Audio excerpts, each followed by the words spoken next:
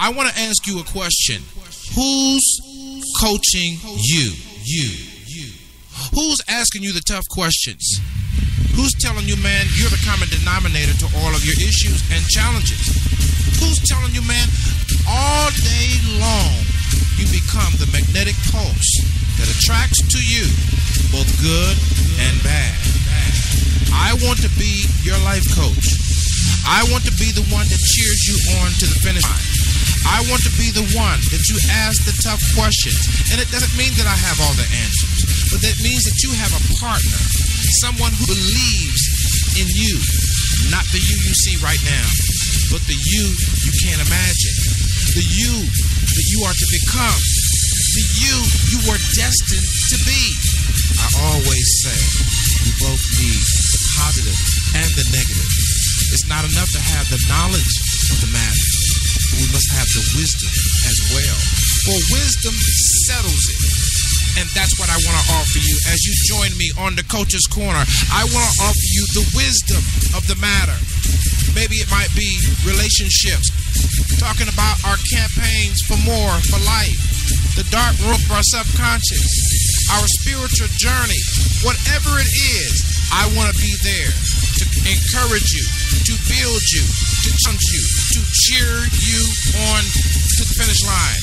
I'm qualified to do this. Why? Because I'm you. Well, welcome aboard to another edition of the Coach's Corner. Again, I'm glad to be with you. My name is Marcus Salette, aka the Coach. And assuredly, as I approach the microphone, I have professional and personal issues, some that I have control over more often than not, and there are even some issues that I have no control over. All I can do is pray, okay? As well as take advice in and counsel in from others. And so I want to encourage you that the reason why I'm on the microphone is to bring you the wisdoms of the matter regarding personal development and getting myself or yourself together. And I am not shy in sharing that wisdom. Some of those that have been following me for a while now know that I try to tell it like a TI is as I see it. There is much more going on beneath the surface of our lives. And so I want to thank you for stopping by. And we're starting another series called Failure versus Success Consciousness. Why? Because someone has to prepare us for our yes in life. It is of a truth that if you are alive, that an opportunity is going to come your way. The question is, will you be ready? Y'all ready? All right, let's get to it. Failure versus success consciousness is going to be the topic for the next couple of radio shows because I really want to explore whether or not we're ready for the yes that is guaranteed to come. Let me just start off by saying what I believe. I truly believe that if you are alive in the earth, if you're alive anywhere in the world, I don't care what has accompanied your life, such as being impoverished or sick or destitute of war. I simply believe that within the human experience, we all are guaranteed one thing. And that is an opportunity. The opportunity, whether it be to improve, whether it be to grow, whether it be to change, whether it be to upgrade, whether it be to become more familiar with another side of life, whatever. But I believe that built within the human DNA structure is the blessing, if you will, of opportunity. The problem is that for those of us who have been victimized, whether it be in corporate, personal, whether it be in cultural victimization, whether it be church victimization, whatever the situation might have called for, those of us who have been victimized have gotten used, particularly in the United States, have gotten used to a failure consciousness. This is not a Republican or Democratic ideal. Both Republicans and Democrats could learn a lesson or two from independence. I felt something push me right there. because those ideas that we truly used to hold dear have now been warped. And there again is failure consciousness. Because let me just start off by saying this as well, that success is not what America says it is. And success is not having everything you want. Let's just get that out there. Okay? Success is not getting everything you want, because there are those who have everything they want and they can't even sit still. They can't stay out of jail. They can't keep a relationship. I mean, we don't need to go there. So, at some point or another, not today, we need to define what success is. But today, I'm just sharing with you on this particular show the reason why I'm going to talk about failure versus success consciousness is because we have to get ready for, yes, we have been hearing. Now, I'm going to offend some of my Christian brothers and sisters, but I'm sorry. I got to go here for a quick hot second. For those of you that believe that Lucifer fell from heaven, and for those of you that believe that he was the angel in charge of PW, praise and worship, for those of you that believe that there was a riot and that, as I said, he was thrown out of heaven, actually, according to Ezekiel 28. And for those of you that understand the hierarchy of darkness and wickedness in high places, for those of you that subscribe to this theology, which is what I also subscribe to now. I'm not saying I don't subscribe to it. I had opened myself up, not from a book, not from an author, not from a church gathering, not from some therapeutic session I attended, but I had opened myself up to learn more, like J.I. Packer's book, more of Knowing God. And not saying I got this from his book either. I'm just saying that I have been open, like a can opener. I've been opening myself up to perceptions beyond my own, you see. So because that's part of getting ready for your yes. See, the part of the reason why we fail is because we're closed-minded. And I'm not talking about closed-minded where we're open to try, all these new freaky stuff. I'm not talking about that. I'm talking about we're not well informed. We're not well fellowshipped. No, that's a bit strange way to put it. But the point of the matter is this. Failure consciousness comes with narrow perceptions. So for those that believe in the fall of Lucifer and the hierarchy of spiritual wickedness in high places and all that, and I've taken all those courses and studied, for years. Trust me. I could do deliverance radio show very easily and talk to you about demons and wickedness in high place, sorcery. I could talk to you about spirits in general. I could talk to you about that because I have that training under my belt from church. Okay, but the problem with that is it prepares us more to fail because we're looking at what will come against us than succeed, so that we can look at who is for us. Now, I understand we got to have the cause and effect and got to have compare and contrast and all that. But what I'm saying to you is this, is that the devil is not my problem. And somebody out there is saying, well, I don't even believe that there is a devil. Okay, that's cool. People are not your problem. How about that for you that don't believe in devils, spiritual wickedness in high places? You know what I'm saying? You say you swear you don't believe in nothing, but trust me, based on your life, you believe in something. The question is, what the hell is it that you believe in? You know what I'm saying? And you still, no matter what you say you don't believe, you still need to check what you do believe to succeed in the process of the journey of life. That's my point once again. You be swearing how you don't believe this and that don't change the fact that you don't have a belief system. So I've already hit the Christians with how they earmark the devil for everything, and I've already earmarked those who walk around saying the devil made me do it, and I mean, like I said, I could have that conversation at another time. I could go, I can go in because he only has access to what we have made available. Lucifer, that is. You see, we don't have to even call him a devil. We just call him by his name. Lucifer, son of the morning star. Not the bright one, but the dull one, if you will. You see. But those of you that don't believe in none of this spiritual stuff, you still believe in something. And that belief system is the guarantor of the consciousness by which you walk. And the consciousness by which you walk determines whether or not you're going to have failure or success in a particular area, in a particular journey, in a particular venture, in a particular relationship, so forth and so on. Okay. And so we believe something. The question is what? We believe in someone. The question is who? And we believe something and we believe in someone. The greater question is why? Now, for many of us, we have been in the way, if you will, quote unquote, in the way a long time. DJ, give me some music because I need to feel something right here. Okay. We have been, and for many of us, we've been in the way a long time. We've been in the way a long time. We've been. You see what I'm saying? And that's one of the reasons why I did a show like, if you think you know, then you can't grow.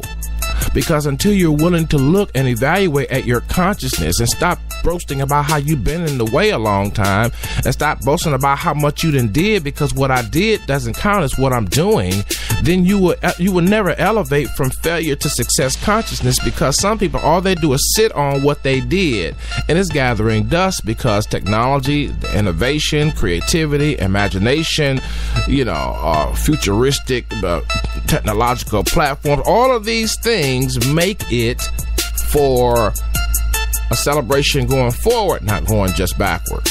So there are those of you out there that struggle with what you believe, why you believe it, who you believe in, and you swear that you don't believe in what the old Christians believe in. That's okay. I'm not hating on you. It's cool, but you believe in something. You believe in someone, and there is a reason. And so failure consciousness and success consciousness is based on belief systems. And so if you don't never want to acknowledge what you believe, why you believe, and who you believe in, you already have failed. You will never go any further. Maybe you may have material gain, material wealth, access to resources, but that doesn't necessarily mean success, because at the end of success is happiness. At the end of success is balance. At the end of success is modesty. At the end of success is humbleness and not humiliation. At the end of success, others gather at the table to fellowship and not run from the table to alienate themselves and be distant from you. At the end of any success journey, there's a balance. So the question is, what do I believe? Who do I believe in? And why? What do I believe? Who do I believe in? And why? Well, I believe in Jesus. Okay. What about Jesus do you believe in? I believe that that. I mean, you go on down the line. Why do you believe it? Well, because you need to answer those questions. I can't answer those questions for you. But I assure you that if you find yourself failing at something, it's not Jesus' fault. And so I also want to flip the script. All right? I want to flip the script. Thank you, Mr. DJ. I want to flip the script by saying this. Every failure is a success turned inside out. The sooner you upgrade your belief system, the sooner you will find balance, modesty, success, happiness, all that at the end of the journey by which you find yourself in right now. Failure is nothing but a hidden opportunity to improve, to embrace a larger journey. But we have been schooled, we have been trained, we have been orientated to that failure is some interruption from the devil. I mean, for those of you that are Christians, remember when Jesus, is going about the way, and the Bible says, and they came to take him, talking about the soldiers and so forth and so on. And Jesus uttered something very interesting. He says, no man takes my life. Now I'll lay it down for you, but but you're not just going to walk up on me and take it. He did not say, well, I bind the devil, and he didn't go into so long deliverance dissertation about what was going to happen in the future. And neither did he dread on or taunt them with who he really was. He said, look, in plain terms, if I just can, in plain terms, nobody can just walk up and takes my life. I promise you that I will lay it down for you. But you're just not going to walk up on here and just take it before time, before season, before the transition is ready and all that. See, Jesus understood success consciousness. Jesus understood failure consciousness. And I'm telling you, there was another incident where the disciples were like, no, if somebody try to come, I got your back. And what Jesus was trying to tell them is that I must die. The penalty of sin has to be paid. You can't run sin on a credit card forever. You can't do whatever the hell you want to do in life and somebody don't pay. It's a law in the land. What you sow, you must reap. And we all have to wrestle with this one. And Jesus was saying, listen, I'm going to die. It's nothing you can do about it. Talking to his homies, his homeboys and all that. And that's why you got some people say they'll run with you, they'll die with you, ride or die and all this other kind of thing. But listen. You tell him, man, I'm going to give my life, man. I'm going to sacrifice. I'm going to shed blood, man, to cover and not to cover, but to rectify the covenant, man, between man and God. And I'm going to rent the veil, man, and I'm going to make it possible and plausible that every failure can turn into a success, and every success is a potential failure. If you believe, I'll give my life. Nobody gonna take it, but I'm gonna give it for this cause. Now that's for the Christians. Back to the table for the non-Christians, because I talk to a vast crowd. Failure is just success turned inside out. That's all it is. It's not succeeding at an effort, wherever or whatever that effort was. Whatever and wherever that effort was. Failure is not succeeding at a particular effort, wherever and whatever that. You should be taking notes. Hello? You should be taking notes. Failure is not succeeding at an effort. That's my definition. Wherever and whatever the effort is. But the consciousness that's called failure consciousness believes that every effort that I make potentially will fail because. Now you have to fill in the blanks on why the because, but one of the things that I want to talk about in my next show is the fact that pain blinds or numbs the perceptive intuition into the possibility of succeeding at that effort. Pain. The pain that runs the show, the pain that hides, throw a rock and hide for that matter, the pain that cries. And most people cry through projection. They project the problem on you rather than take responsibility for the problem in them. The pain that violates. See, this pain, the pain that wanders. There's a pain that makes people wonder. You can't sure up your faith. You can't sure up you don't know your doubts. You don't know your doubts from your faith from your doubts, because you wonder too much, because it's so much pain. In other words, it's like taking 4 or 5, shots to numb. You are numb. The pain that wonders, the pain that decides. You let your pain decide before your brain decide. That's why failure consciousness is more prevalent in a lot of people, because they let their pain decide. In my next show, we're going to talk about the pain that denies, the pain that prays, not the pray, P-R-A-Y, but the pain that preys like a predator, preying on other people, because pain is still hidden in the cracks and in the crevices, in the tissue and the sinews of your being. There's pain there, and all somebody have to do is say something before you snap, or all somebody has to do is be X, Y, and Z before you, as a predator, come down on them.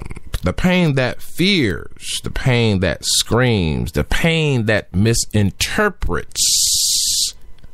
I felt that one there, DJ. I need some help. I felt that one right there. Thank you for being ready. You see what I'm saying?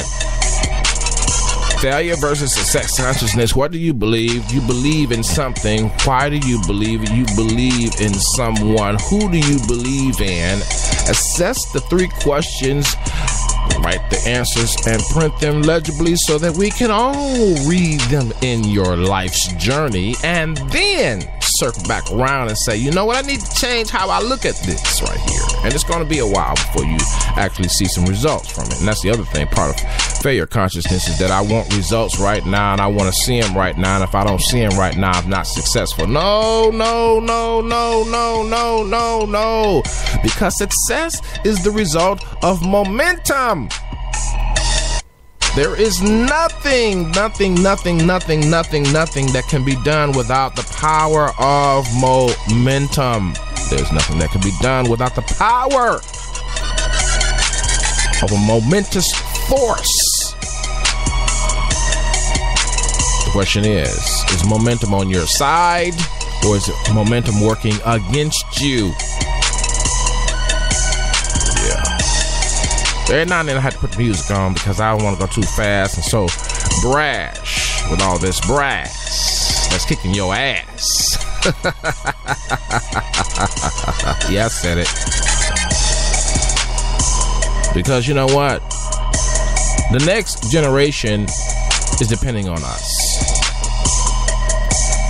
And too often, more than not, we have a shady conversation about success and prosperity, as though it is so far aloof and away from those of us who work every day at trying to make our lives better. The truth of the matter is this: success is making the effort work, not only for you, but for those you love. Not only for those you love, but for the next generation. If you died today, could they take what you was working on and build on it? Could they cash it in? Could they invest a little bit more money or time or effort into it and then turn a profit to speak, build, enhance the lives of others? Success is not making it rain. We have a culture that has defined success for us. Success in a marriage for many is that your wife looks the same as day one. Ain't gonna happen. Ain't gonna happen. I remember doing a radio show talking about the secrets of love and finding love. And one of the things I said is that you've got to trust love's principles.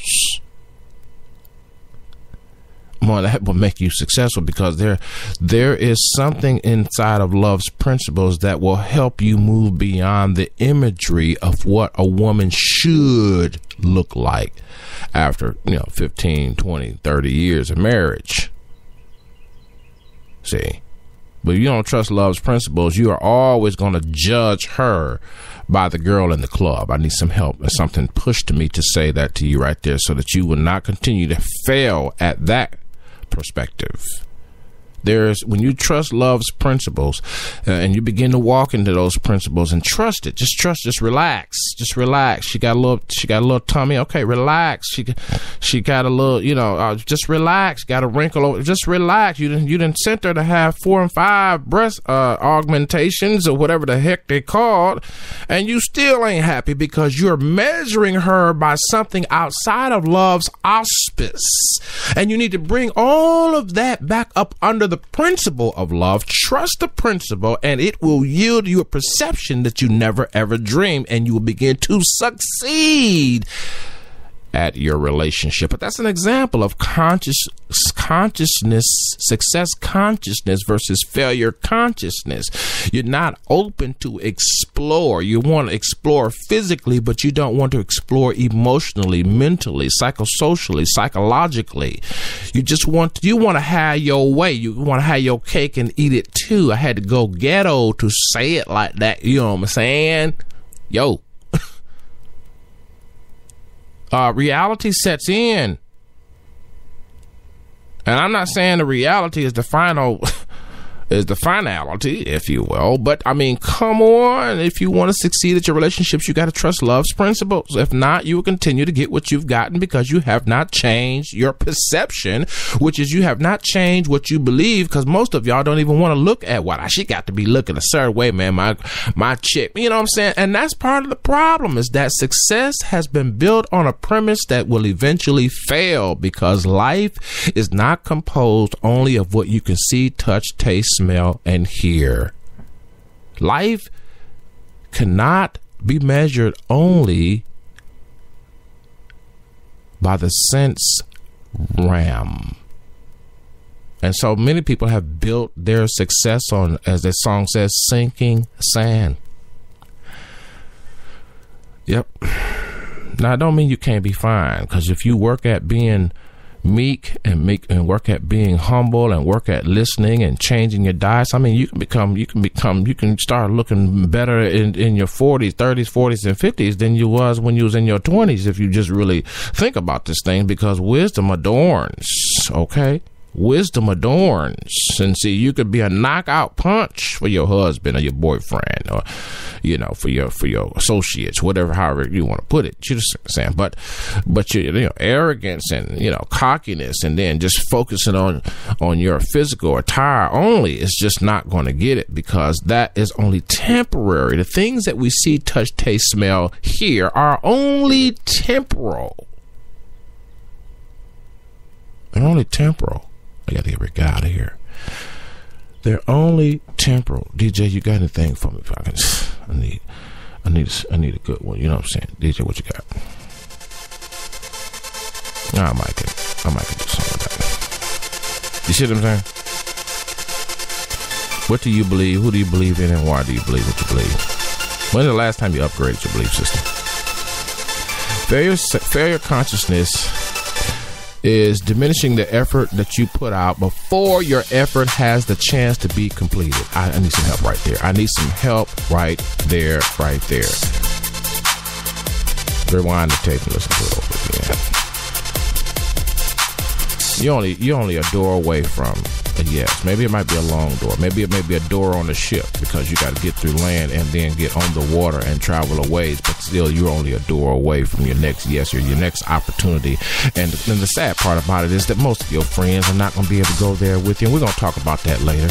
Most of your colleagues not be able to handle it. Most of y'all ain't going to be able to tell who you think you're going to be able to tell, because you don't want to wrap yourself back in the same consciousness and defeat yourself before your effort ever have a chance to get off the ground, because true success is taking that effort and giving it a fair chance to succeed, a fair chance to be heard, a fair chance to be lived, a fair, modest, balanced chance to last. Longevity has its place in success, and longevity has no place in failure consciousness, because failure consciousness should be temporal. Even if you've done wrong, even if you didn't write the song and you just rode along, who, what do you believe in? I feel you. You know, I'm in a mess right now. Yeah, okay, check your belief system and get out of it. Victims can say, that's enough. No more hurt from you anyhow. Let me correct this thing before we crash this thing. All right. You feel better? I do. Welcome back to the Coach's Corner, man. Thanks for following me on Twitter. Thank you so much for following me on all these other platforms where we air. I appreciate your support, and I thank you so much for those of you that are emailing me and let me know how we've made a difference. And some people will never email us, so I don't know. I haven't given up or anything, but if you want to email me, marcussalette@gmail.com, personal email, global coverage at SelectUSATV.info. Follow me on Twitter at SelectUSATV and Facebook, facebook.com/SelectUSATV. Until next time, whatever you do, take care of yourself. Join me once again right here on the Coach's Corner on SIBN Radio.